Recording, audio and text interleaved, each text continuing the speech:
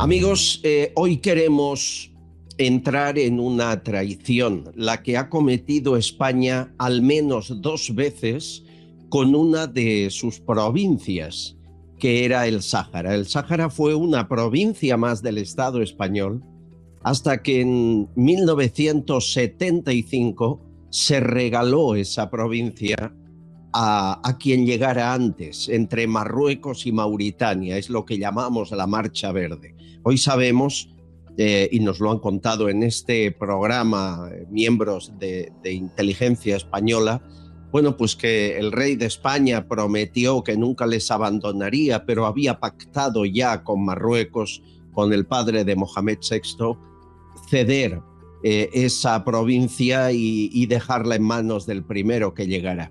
De hecho, sobrevivieron los saharauis gracias a su voluntad, porque Marruecos estaba apoyada, como casi siempre, por Francia y por Estados Unidos, y quería arrasar la zona. Esa fue la primera traición que hizo España a esa provincia española que era el Sáhara. La segunda la ha hecho Sánchez hace muy poquito y la hemos contado también aquí, el Pegasus, ese sistema encriptado que supuestamente la inteligencia marroquí puso en el teléfono móvil del presidente, y un chantaje o supuesto chantaje que algún día conoceremos con todo detalle, que le hace cambiar su política sobre el Sáhara. Y ya no habla de referéndum ni de independencia, sino que lo que diga Marruecos.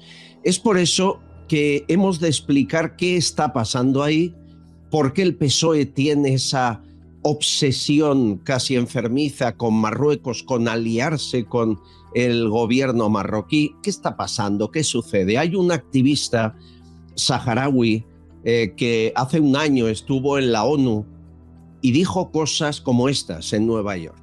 Señores, en el Sáhara Occidental seguimos sufriendo, seguimos sangrando, seguimos padeciendo la traición de los distintos gobiernos españoles, seguimos padeciendo una brutal ocupación colonial marroquí. Nuestro territorio sigue estando ocupado, nuestros recursos naturales siguen siendo saqueados, nuestro pueblo sigue estando refugiado, nuestros activistas siguen estando encarcelados y, en cambio, por vuestra parte, solo recibimos palabras vacías y resoluciones en papel.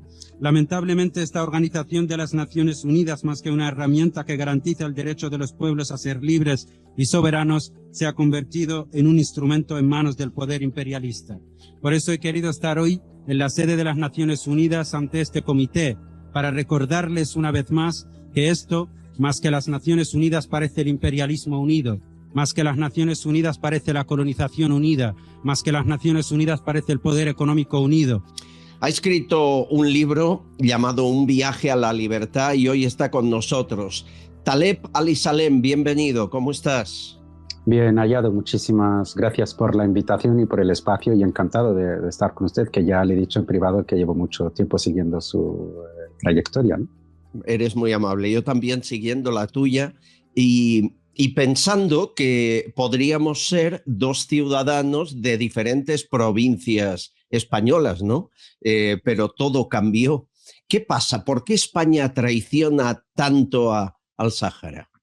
Bueno, depende del contexto, ¿no? Hablaste de esa traición en 1975 y era un contexto bastante específico, ¿no? Franco se estaba muriendo, Juan Carlos quería establecerse en el poder, Estados Unidos, Francia estaban presionando para que este rico territorio que pertenece a los saharauis, y que ya la ONU en los años 60 había reconocido el derecho de los saharauis a la descolonización e independencia, presionaba a Estados Unidos, presionaba a Francia, a una España en ese momento que vivía momentos complejos, para que se entregase ese territorio a Marruecos, que al fin y al cabo, si está bajo control de Marruecos de forma directa o indirecta, estaría también bajo el control de Estados Unidos y de Francia, ¿no? Se entregó de aquella manera, de una forma ilegal, pero lo que plantea muchas preguntas, lo que plantean muchos interrogantes es: en la España democrática, en la España que respeta la legalidad internacional, ¿por qué Sánchez volvió a entregar el Sáhara Occidental a Marruecos en el año 2022? ¿No?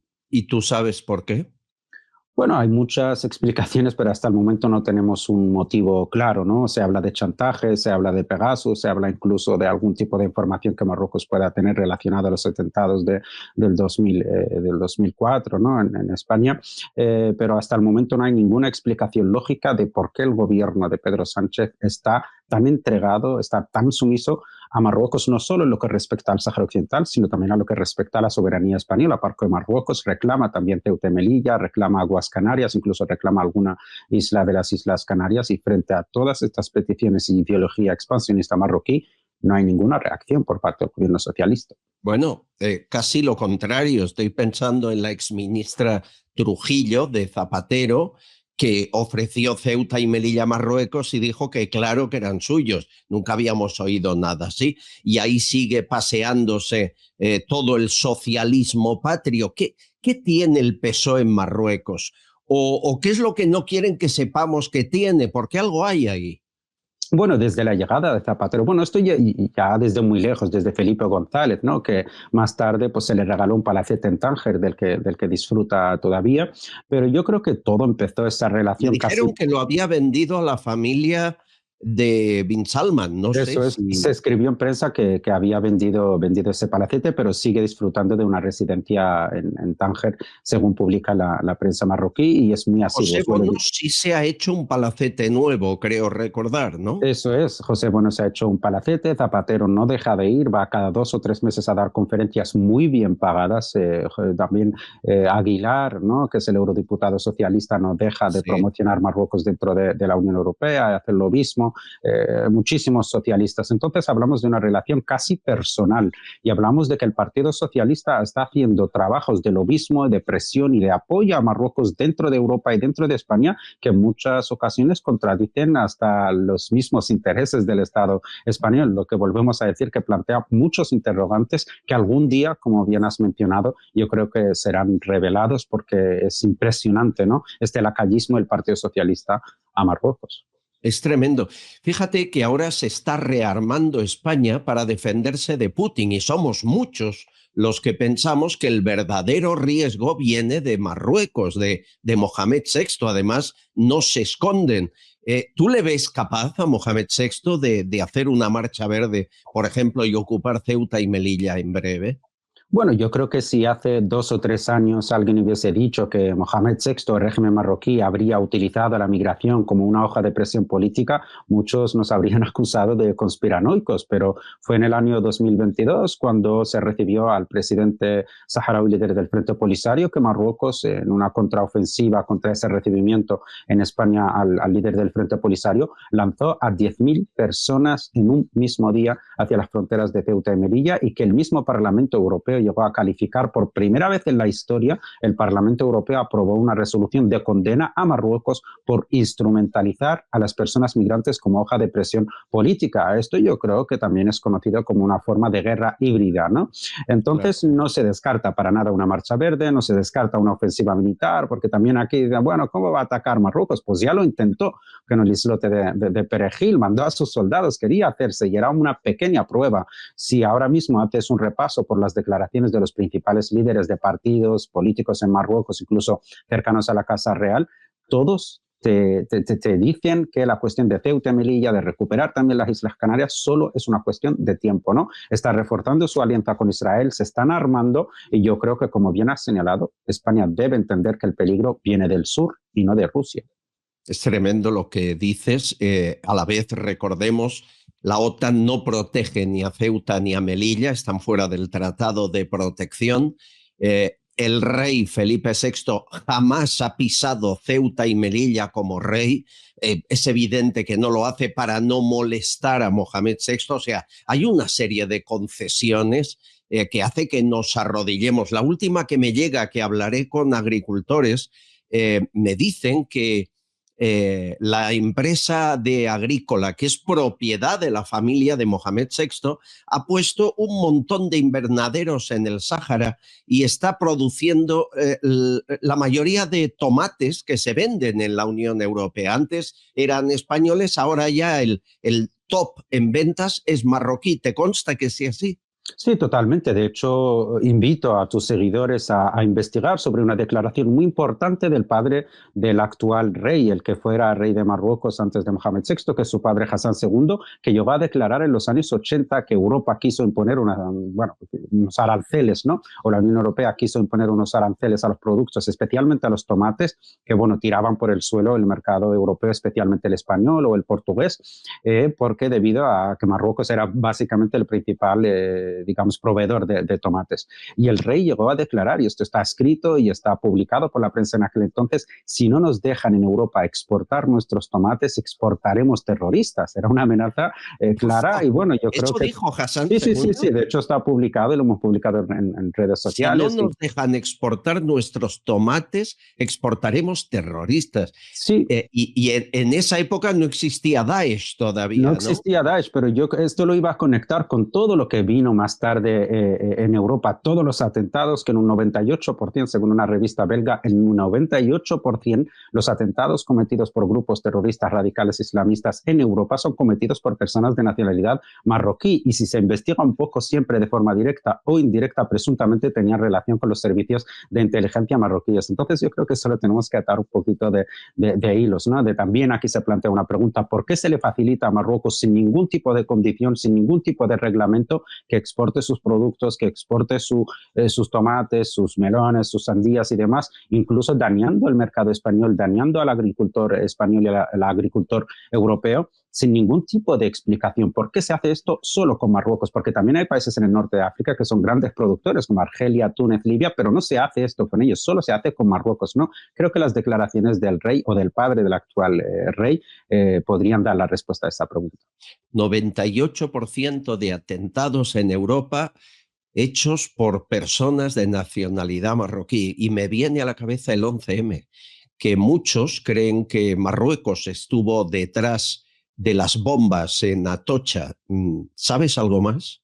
Bueno, yo creo que todo lo que rodea ese atentado son interrogantes por todos lados, ¿no? Incluso también el despiece rápido de los trenes, esa explosión en un piso donde murieron muchos de los supuestos autores. Yo creo que plantea muchas preguntas, ¿no? Los saharauis, y esto incluso lo llegó a decir el presidente de la República Saharaui, Brahim Ghali, en una entrevista con el canal venezolano Telesur, llegó a decir que básicamente el control que Marruecos podría tener sobre el Partido Socialista, especialmente el Partido Socialista, podría tener una relación directa con esos atentados. No tenemos pruebas. Un momento, Alep, estás refiriéndote a un rumor que aquí también ha llegado, pero nunca dejó de ser eso, un rumor, que es que Zapatero, que en aquel momento era el candidato menos favorable a ganar elecciones, si recordan, se produce el atentado, jornada de reflexión y gana Zapatero contra todo pronóstico. Hay un rumor que dice que Rodríguez Zapatero fue informado de que esos atentados podían producirse. ¿Ese es el rumor al que te refieres? Yo solo te puedo decir que después de lo que pasó en el islote Perejil, Aznar prometió que si el Partido Popular volvía a ganar las elecciones en el 2004, que Marruecos ya se percibía como un país hostil, por lo cual España o el gobierno español, si ganase el Partido Popular en aquella época, que las encuestas también apuntaban a que ganaría otra vez el Partido Popular, que impulsaría el proceso de descolonización del Sáhara Occidental partiendo de la responsabilidad española. Esto lo llegó a decir Aznar, por lo cual en Marruecos, en el núcleo de poder, en la cúpula de poder en Marruecos, llegaron a tomar la decisión de que bajo ningún concepto se podía permitir que el Partido Popular volviese a ganar las elecciones y que había que utilizar todas las herramientas que Marruecos tuviese en su mano. Yo creo que eso podría quizás de forma directa o indirecta responder a tu pregunta. Me has respondido y es algo que nunca se ha llegado a investigar en este país y aún hay gente que considera que fue el yihadismo, ¿no? Además nunca se menciona la palabra yihadista en la resolución, en la sentencia final del juicio. Oye, tu tierra, el Sáhara, ¿por qué la quieren todos? Es decir, no es un desierto inocuo, sino me dicen tiene minerales que la hacen muy rica, ¿no? Exactamente, tiene la mayor reserva de fosfatos del mundo y el fosfato es uno de los minerales que se utiliza para la agricultura como fertilizante, se utiliza prácticamente por todos los países del mundo. De hecho, Marruecos lo está vendiendo prácticamente a todos los países del mundo y tiene la mayor reserva de fosfatos de todo el mundo. Se cree que tiene el 75% de reservas de fosfato del mundo. También tiene petróleo de fácil extracción, tiene oro, tiene el banco de pesca más rico del mundo. En el mar del Sáhara Occidental se reproducen con muchísima celeridad el número de peces y está pescando también todo el mundo, ¿no? Entonces yo creo que el secreto está ahí. Decía un anciano saharaui que llegamos a tener un puro desierto pobre y actualmente seríamos independientes, a nadie le interesaría, pero creo que el hecho de que todo el mundo está interesado en el control de ese territorio reside en eso, en la riqueza del territorio. Hay compatriotas tuyos que llevan 50 años en campos de refugiados, pero hablan español muchos de ellos. ¿Qué recuerdos tienen de España? Bueno, yo he crecido viendo cómo mis tíos escuchaban a Julio Iglesias, escuchaban, ¿no?, a los cantantes que siempre se escuchaban aquí en aquella época. Se guardan muy buenos recuerdos. De hecho, el español se nos enseña en los colegios desde muy pequeños. Es el idioma oficial porque nosotros hemos declarado nuestra independencia después de la salida de España, aunque el reconocimiento de la República Saharaui es limitado, pero la República Saharaui establece en su constitución que el español es su segundo idioma oficial. De hecho, todos los documentos que emiten los ministerios o los organismos oficiales son en español y en árabe, ¿no? Entonces sí que se mantiene, aunque los gobiernos españoles hayan traicionado al pueblo saharaui, sí que es verdad que se mantiene un cariño porque también la cooperación, la ayuda y la presencia de cooperantes españoles siempre ha estado muy cercana al pueblo saharaui en esos campamentos, ¿no? Y hay medios de comunicación que os apoyen. En Marruecos ninguno, ¿no? Porque aquello es una dictadura. Es que ni en Marruecos ni en España, ¿no? Fíjate, porque España también, perdón, Marruecos o el lobby marroquí tiene muchísimo poder, no solo en Marruecos, obviamente, donde nadie nos apoya en medios de comunicación, sino que en España también. Grandes medios de comunicación omiten hablar de la cuestión del Sáhara Occidental y no sé si conoces, desde que llegó el Partido Socialista al poder, prohíbe a la radio y televisión española hablar de nada relacionado con el Sáhara Occidental. De hecho, el grupo de Internacional hace 2 años de Radio y Televisión Española iba a ir a los campamentos en una cobertura humanitaria, se le negó, sí, por parte del Partido Socialista y dimitieron en bloque el equipo de Internacional de Radio y Televisión Española porque también el lobby marroquí tiene mucho poder para eso, para bloquear mediáticamente la cuestión saharaui, no solo en Marruecos, sino también en España. Me dicen que los espías de Mohamed VI y del gobierno marroquí están aquí, están en España. ¿Ya vas con cuidado tú? Bueno, intento ir con cuidado. He tenido que poner 2 denuncias porque una de las veces pues eso, me estaban siguiendo físicamente y sabía que eran ellos. Recibo muchísimas amenazas a través de redes sociales y bueno, yo creo que es un precio que tenemos que pagar también por eso, por dar la cara y por contar la verdad. Y bueno, vamos a seguir este camino y por supuesto no tenemos miedo ni al rey de Marruecos ni a sus espías. ¿Sabes qué siento? El Mundial de Fútbol será una operación de blanqueamiento de Marruecos y además seguro que acabamos pagándolo con dinero público español. Se le da todo lo que pide a cambio de ese silencio.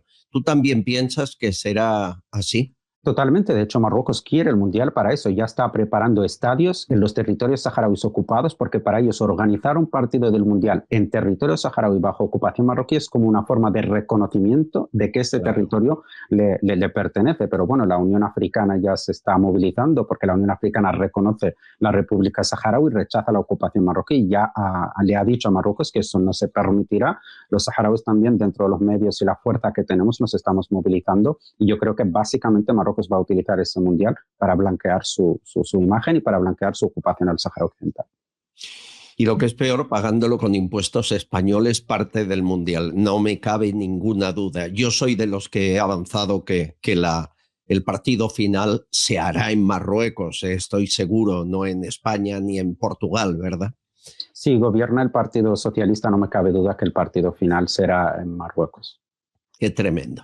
Taleb Ali Salem, es un placer hablar contigo. Cuento contigo en más ocasiones para hablar claramente de quién es el enemigo de España, que no está en Rusia. Un abrazo muy fuerte. Muchísimas gracias, un placer. Castillón Confidencial, de Albert Castillón.